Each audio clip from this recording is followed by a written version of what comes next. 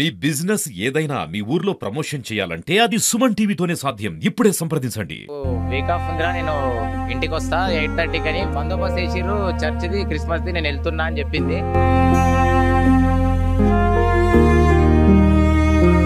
ఇక్కడ దేవునిపల్లి దగ్గర అక్కది సిగ్నల్ చూపిస్తుందని చెప్పారు. చంపి అందులో వేసిండ్రా, ఇట్లా వట్టి కొట్టి వెనక బందికెళ్ళి నూకేసిరా. లేని కొని సృష్టిస్తారు. ముగ్గురు డెడ్ బాడీలకు అయితే ముగ్గురికి ఏదో ఒక ప్రాబ్లం జరగాలి. సేమ్ యాక్టివ్ పడ్డారు కదా. లవ్ ట్రాక్ అనేది ఇద్దరి మధ్య ఉంటుంది కదా, ముగ్గురు మధ్య లెక్క ఉండదు కదా.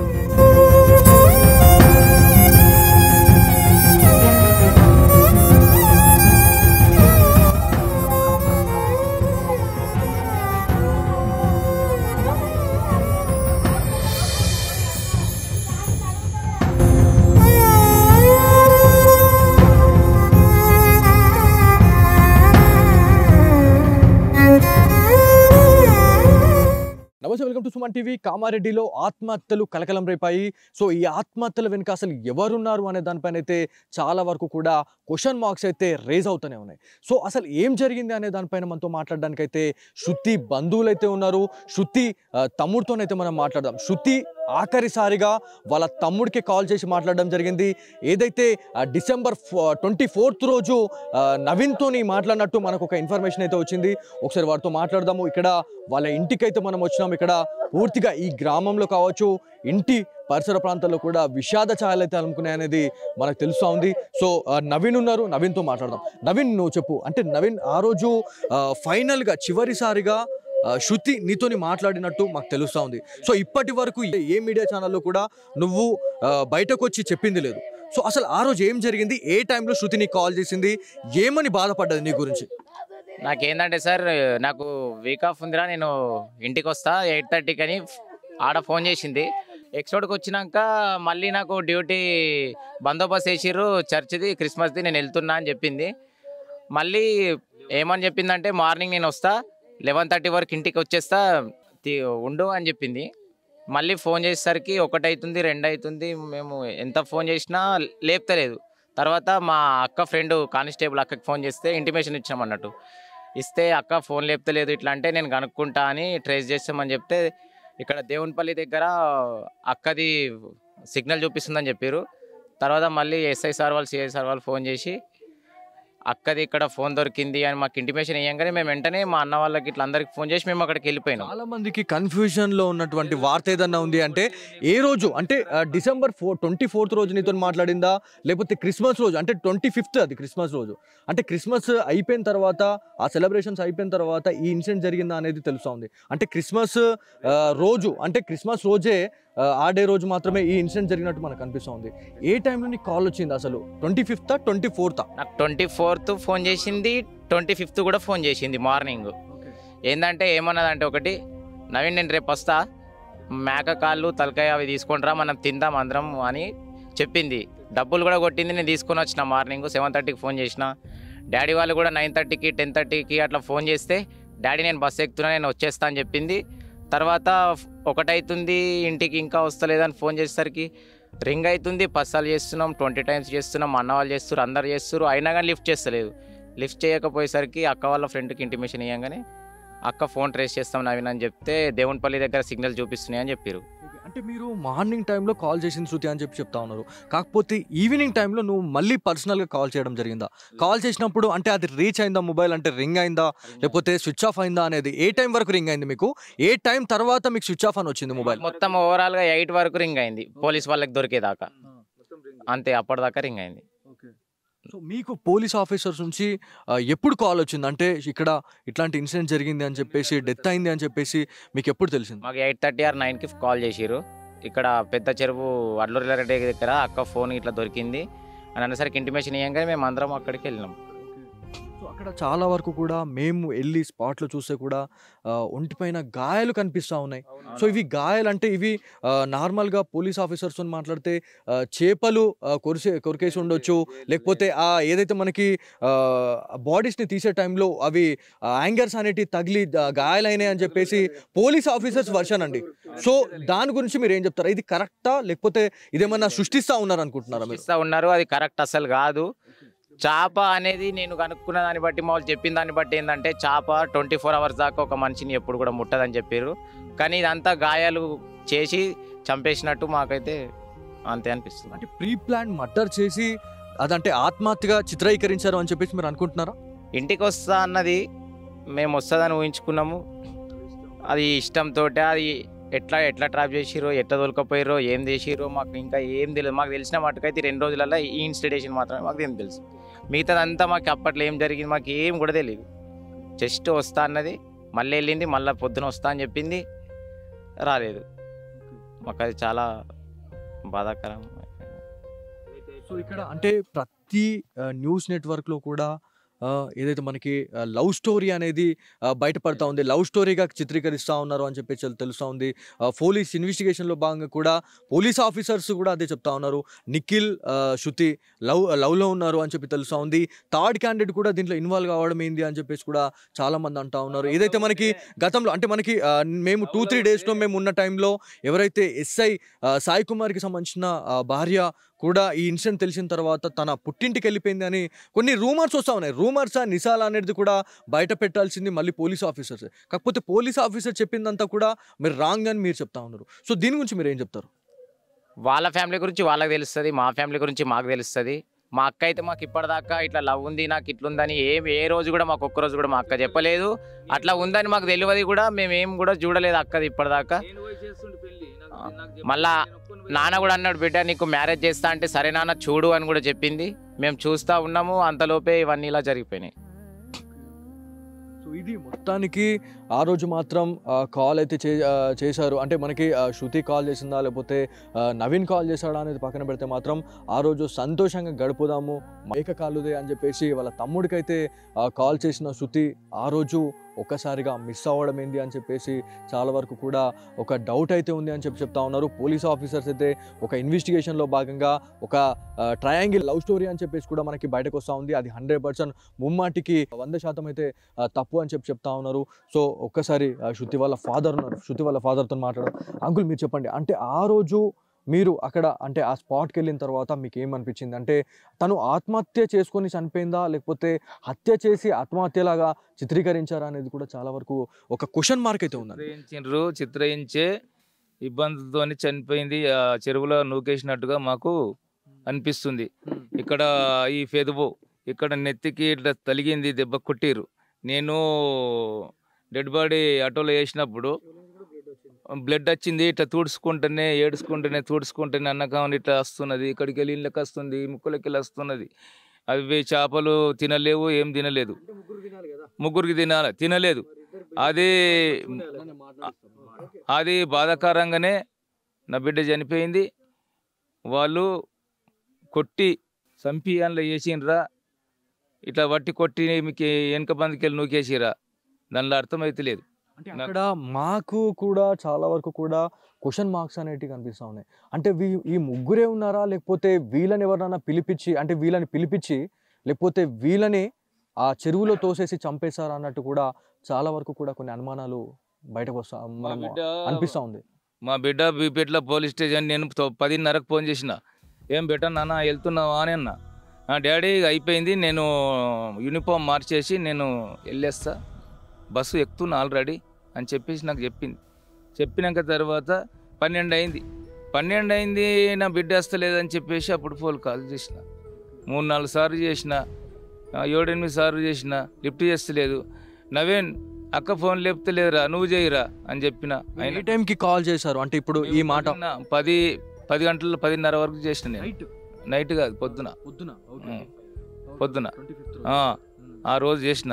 వస్తున్నానే డాడీ, నేను 11:30-12 గంటలకు నేను రెడీ వస్తాను అని చెప్పింది. ఏ టైంలో అది మీరు 25th రోజు మాట్లాడిన టైం వచ్చేసి ఏ టైంలో మీరు మాట్లాడారు? మేము 10 అవుతున్నది అప్పుడు మాట్లాడినప్పుడు. పొద్దున మంచిగా మాట్లాడింది తనకి ఎలాంటి బాధ ఎలాంటి ఏం లేకుండా మీతోని సంతోషంగా మాట్లాడింది మీరు అనుకుంటున్నారు అంతేనా? మాట్లాడింది, వాళ్ళ మమ్మీ కూడా మాట్లాడింది. మమ్మీ నాన్న పేపర్ ఉంటే తీసుకురా పోలీస్ స్టేషన్లో, మన ఇంట్లో లేదు అన్నది. అంటే మా మమ్మీ మొత్తము ఇప్పుడు పేపరు ఉంటలేదు పోలీస్ స్టేషన్లో, ఆన్నే తీసుకుందాము రద్దు పేపర్ అని చెప్పేసి చెప్పింది ఆల్రెడీ. అనే మమ్మీ నేను వస్తున్నా, వంటలు పింటలు అన్నీ రెడీ అయినాయి అంటే అయినాయి మమ్మీ నీకోసం ఎదురు చూస్తున్నాం అని చెప్పి అలా మమ్మీ మాట్లాడింది. మేమిద్దరం మాట్లాడినాం. సో అంటే ఆ టైంలో అమ్మాయి ఎక్కడ ఉండొచ్చు, అంటే ఏ లొకేషన్లో, అంటే అప్పటికి బయలుదేరలేదు. సో మీరు మాట్లాడిన టైంలో బీబీపేటలోనే ఉంది, బస్ స్టాండ్లోనే ఉంది అని చెప్పేసి మీరు అన్నారు. బస్సు ఎక్కి రెడీ ఉన్నా, నేను వస్తా డాడీ అని చెప్పింది. అంటే బస్లోనే తను కామారెడ్డికి వచ్చిందని మీరు అనుకుంటున్నారా? కామారెడ్డికి వచ్చింది, ఖచ్చితంగా వచ్చింది, కామారెడ్డికి వచ్చింది. అయినాక తర్వాతనే ఇక్కడ ఏం జరిగింది అనేది నాకు ఏం కూడా అర్థమైతే లేదు. కొట్టిన గాయాలు అయితే ఉన్నాయి. అంటే అమ్మాయి అంటే తర్వాత అంటే మీరు మాట్లాడిన తర్వాత మళ్ళీ శృతి మీకు కాల్ బ్యాక్ చేయడం జరిగిందా, లేకపోతే మళ్ళీ మీరు రీట్రై చేశారా లేదా? మీరు మాకు అదే 10 గంటలకు మాట్లాడినాము. డాడీ నేను వెళ్తున్నా, నేను బస్ స్టాండ్లో ఉన్న, బస్సు ఎక్కినని చెప్పింది నాకు. ఇక ఆడికెళ్ళిన తర్వాత 12 గంటలకు ఫోన్ చేస్తే లిఫ్ట్ చేయలేదు. 12 గంటల నుంచి ఇదంతా స్టార్ట్ అయిందని మీరు అనుకుంటున్నారు.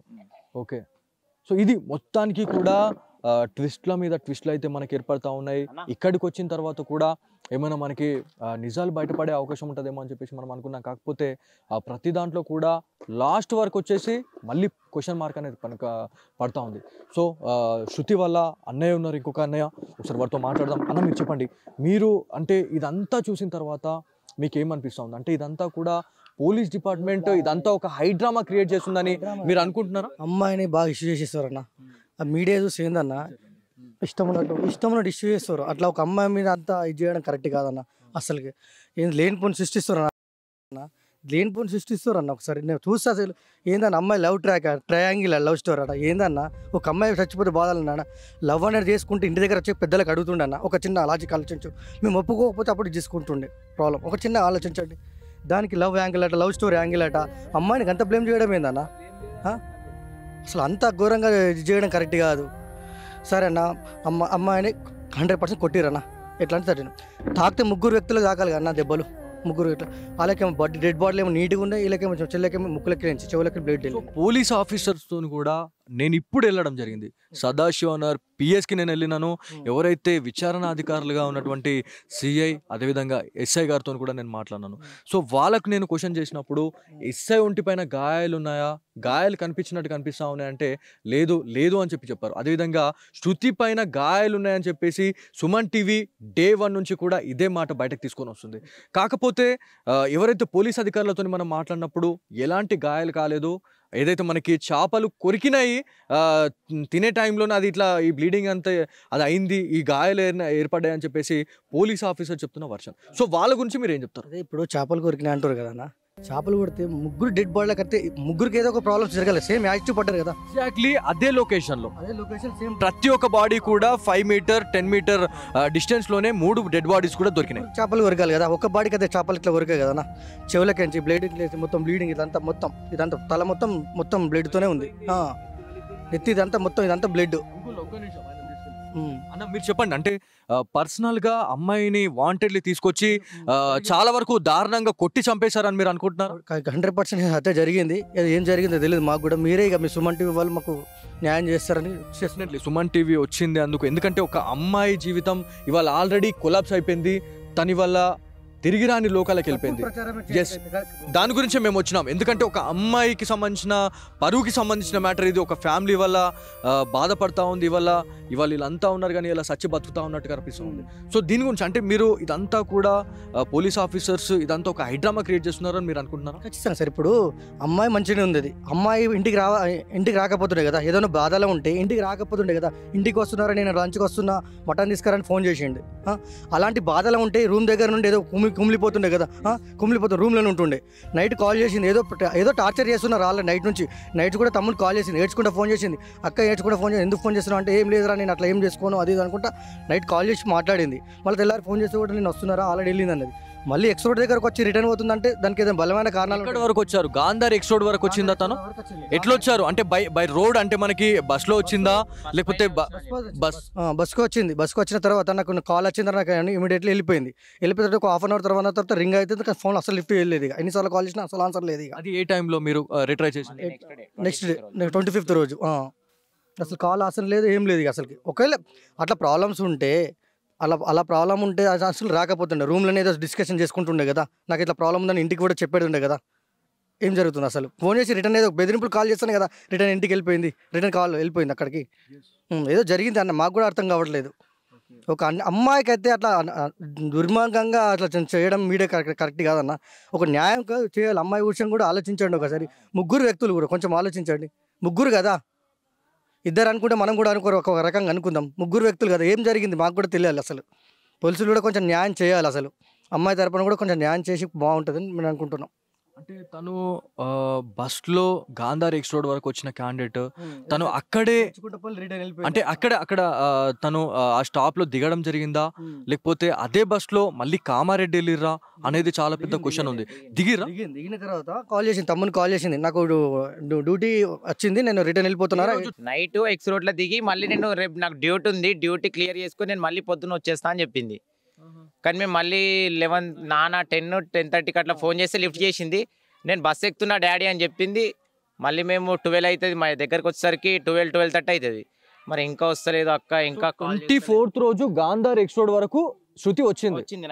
అంటే ప్రతి ఒక్క మీడియా ఛానల్ అనుకుంటుంది ఏంటంటే 25th రోజు వరకు కూడా గాంధారి ఎక్స్ రోడ్ వరకు శృతి వచ్చిందని అనుకుంటున్నారు. కాకపోతే 24th రోజే వచ్చింది. 24th రోజు నైట్ వచ్చింది. వచ్చి మళ్ళీ నాకు రేపు క్రిస్మస్ కదా డ్యూటీ ఉంది, మా వాళ్ళు ఫోన్ చేసిరు. ఎవరు చేశారు కాల్? ఎవరు చేశారు అంటే బీబీపేటకి సంబంధించిన ఎస్ఐ లేకపోతే బిక్నూర్కి సంబంధించిన ఎస్ఐ కాల్ చేశారు? వాళ్ళు ఏం చెప్పలేదు, డ్యూటీ ఉందని పోలీస్ వాళ్ళు ఫోన్ చేసిందని మాకు ఒక ఇంటిమేషన్ అంతే ఇచ్చింది. సరే అక్క మరి వెళ్ళి రేపు చేసుకొని వస్తా అంటే మేము కూడా ఓకే అని చెప్పి మళ్ళీ పొద్దున నాన్న 9:30, 10కి అట్లా ఫోన్ చేసిండు. ఫోన్ చేస్తే నాన్న నేను బస్సు ఎక్కుతున్నా, ఇగో పోతున్నా, బస్ స్టాండ్కి పోతున్నా, అసలు ఎక్కుతా డైరెక్ట్ వచ్చేస్తా, 12:30 దాకా వచ్చేస్తా అనేసరికి మేము కాల్ చేస్తున్నాం. అదే రోజు 25th రోజే వచ్చేస్తా అని మళ్ళీ చెప్పిందా? 25th రోజు మార్నింగ్ నేను చేస్తే వస్తున్నారా నేను బస్ ఎక్కుతా అని అన్నది. అప్పటి వరకు డ్యూటీ చేసిందా తను? డ్యూటీ చేసిన అని చెప్పింది మాకు. ఇక్కడ ఏ లొకేషన్ లో? బీపేటలో చేసిన అని చెప్పింది, లోకల్లో చేసిన అని చెప్పింది. అంటే పిఎస్ లో డ్యూటీ చేసిందా తను? ఎక్కడైనా క్రిస్మస్ సెలబ్రేషన్స్ ఉంటాయి కాబట్టి అక్కడ చర్చెస్ దగ్గర ఏమైనా సెలబ్రేషన్ చేసా అంటే దగ్గరనే చేసిన అని చెప్పింది. అదొకటే మాకు అదొకటే తెలుసు, వస్తా అని చెప్పింది. ఈ 2 రోజులలో జరిగిన విషయం ఇది అంతే. మాకు మిగతా ఏ విషయాలు కూడా అంత క్లారిటీ. 9:30 బస్ ఎక్కింది. 9:30 బస్ ఎక్కేసరికి మనం 9:30 అంటే ఇక్కడ బీపేట నుంచి ఇక్కడ రావడానికి 12:30 అవుతుంది. బాబాయ్ 12:30కి లంచ్ కోసం ఫోన్ చేసిండు. ఫస్ట్ ఫోన్ చేసి లిఫ్ట్ చేయలేదు, సెకండ్ 20 టైమ్స్ ఫోన్ చేసినా లిఫ్ట్ చేయలేదు. ఇక అప్పుడు మాకు అనుమానం వచ్చి ఇక సిస్టర్ కాల్ చేసిండు, కానిస్టేబుల్ సిస్టర్ కాల్ చేసి అప్పుడు చెప్పింది అన్నట్టు లొకేషన్ ట్రేక్ చేయరు, దాని ద్వారా అక్కడ చెప్పులు ఉన్నాయి, ఫోన్ ఉంది కట్టపైన అని తెలిసింది అప్పుడు మాకు. అక్కడ ఇంకొక ట్విస్ట్ ఏంటంటే వీళ్ళ మొబైల్స్ అనేటివి గట్టు మీద పడేసిపోయారు. అంటే వాళ్ళు దుంకేశారా, లేకపోతే ఆత్మహత్య చేసుకున్నారా, లేకపోతే కొట్టి చంపేసి వాళ్ళు ఆ చెరువులో వేసారా అనేది చాలా పెద్ద క్వశ్చన్ ఉంది. సో బాడీ పైన అయితే ఒంటి పైన గాయాలు ఉన్నాయని మీరు బలంగా నమ్ముతా ఉన్నారు. సో దీని గురించి అంటే పోస్ట్ మార్టం నివేదిక ఆధారంగా కూడా కొన్ని న్యూస్ అనేది బయటకు వస్తూ ఉంది.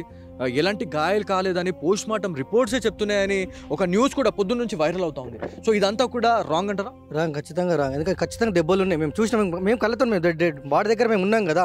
ఇవన్నీ బ్లడ్ ఇవన్నీ ఉన్నాయి, ఎట్లా వస్తాయి? అవి వస్తే ముగ్గురికి రావాలి కదా, ముగ్గురు కొట్టుకున్నారు అనుకుంటే ముగ్గురికి రావాలి కదా. ఒక అమ్మాయికి ఎట్లా వస్తాయి? ముగ్గులకేం బ్లడ్ ఎట్లా వస్తుంది? చెవులకేం ఎట్లా వస్తుంది? ఇదంతా బాడీ మొత్తం ఫేస్ గాయాలు అంటే గాయాలు మీన్స్ అంటే ఎట్లా ఉన్నాయి అంటే ఇక్కడ తలపైన ఇక్కడ చెవుల పైన బ్లడ్ వచ్చింది, ముక్కులకి బ్లడ్ వచ్చింది, ఇదంతా ఓర్చుకపోయినట్టు ఇదంతా పలిపోయింది.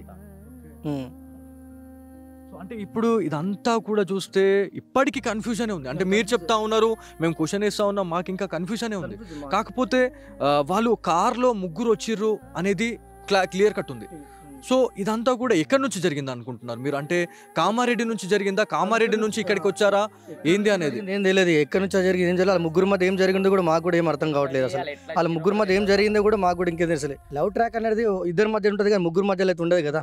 ఒక చిన్న ఆలోచన. ఒకటి ఏంటంటే ఎవరైతే ఇప్పుడు మీడియా ప్రతినిధులు చాలా వరకు కూడా చెప్తున్న వాళ్ళు కావచ్చు, లేకపోతే పోలీస్ ఆఫీసర్ చెప్తున్నది ఏంటంటే వీళ్ళిద్దరు అంటే ఎస్ఐ సాయి కుమార్కి శృతి, అదేవిధంగా నిఖిల్ కాల్ చేస్తేనే ఎస్ఐ సాయి కుమార్ అనే క్యాండిడేట్ అక్కడికి రావడం జరిగింది, ఆత్మహత్య చేసుకుంటాను అని చెప్పేసి అన్న తర్వాతనే ఆయన రెస్క్యూ చేసేందుకు అదంతా అంటే కౌన్సిలింగ్ చేసే పద్ధతి అనేది ఉంటుంది పోలీస్ ఆఫీసర్ దగ్గర. సో ఇదంతా కూడా వాళ్ళకి చెప్తే మరి అట్లాంటిది ఏమన్నా అవుతుందేమో అని చెప్పేసి ఆయన రావడం జరిగింది. ఆయన రెస్క్యూ చేసి అంటే వాళ్ళిద్దరిని కాపాడే టైంలోనే ఇతను కూడా దాంట్లో మునిగి చనిపోయాడు అనేది బయటకు వస్తూ ఉందండి. హత్య చేసుకున్నాను అని చెప్పి కాల్ చేసి చెప్పారు అని అంటారు కదా. హత్య చేసుకున్నాడు ఇంటికి రాకపోతున్నాడు. నాకు ఇలా పని ఉంది ఆత్మహత్య చేసుకుంటాము అని చెప్పేసి ఏమైనా కాల్ చేసి ఉండొచ్చు అని మేము అనుకుంటాం. ఆత్మహత్య చేసుకున్నది ఇంటికి వస్తాను చెప్పుకోదు ఎందుకంటే ఇంటికి వస్తాను చెప్పుకుంది. మారే మధ్యలో ఏం జరిగిందో అర్థం కాలేదు.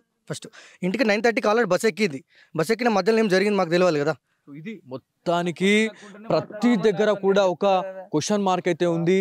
ఎవరైతే కుటుంబీకులతో కూడా మనం మాట్లాడదాము అని చెప్పేసి సుమన్ టీవీ ఇక్కడికి రావడం జరిగింది. కాకపోతే ప్రతి దాంట్లో కూడా లాస్ట్ వరకు వచ్చేసి ఒక క్వశ్చన్ మార్క్ అనేది పడుతూ ఉంది.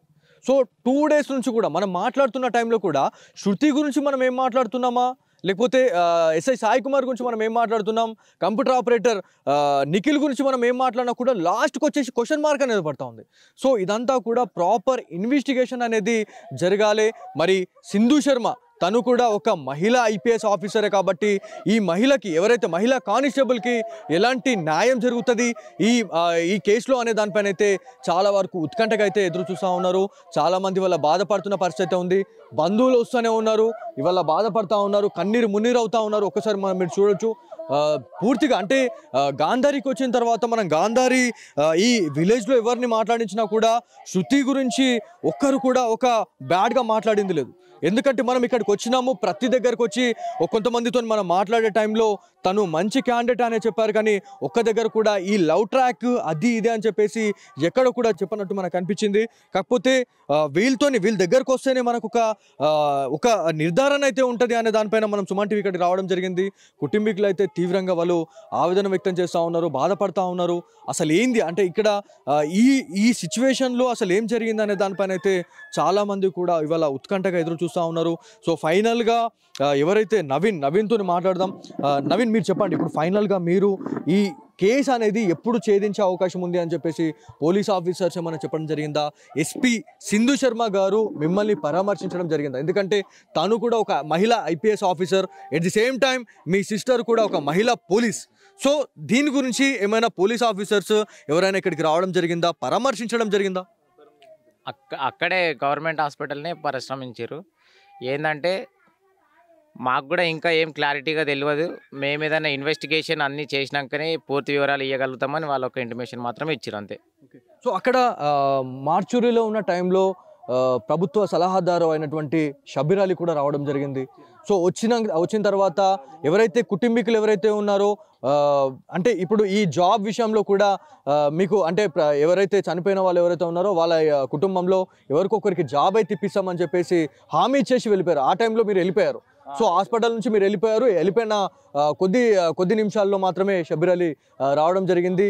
ఒక జాబ్ గురించి అయితే ఒక అష్యూరెన్స్ అయితే వాళ్ళు ఒక భరోసా ఇవ్వడం జరిగింది. సో ఆ జాబ్ గురించి ఏమైనా మీరు మాట్లాడదలుచుకుంటున్నారా? జాబ్ అనేది మేము వచ్చేసినాం అక్కడి నుంచి, మాకు ఏం ఇంటిమేషన్ రాలేదు. మాకు అసలు ఏం జాబ్ ఇస్తామని తెలియదు, వాళ్ళకి ఏమి ఇస్తారని తెలియదు.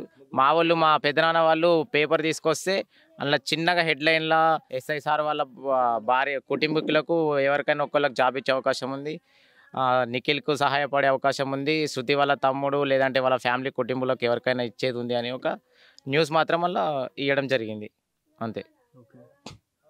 సో ఇది మొత్తానికి ఒక హై డ్రామా అనేది కనిపిస్తూ ఉంది మనకి ఇక్కడ.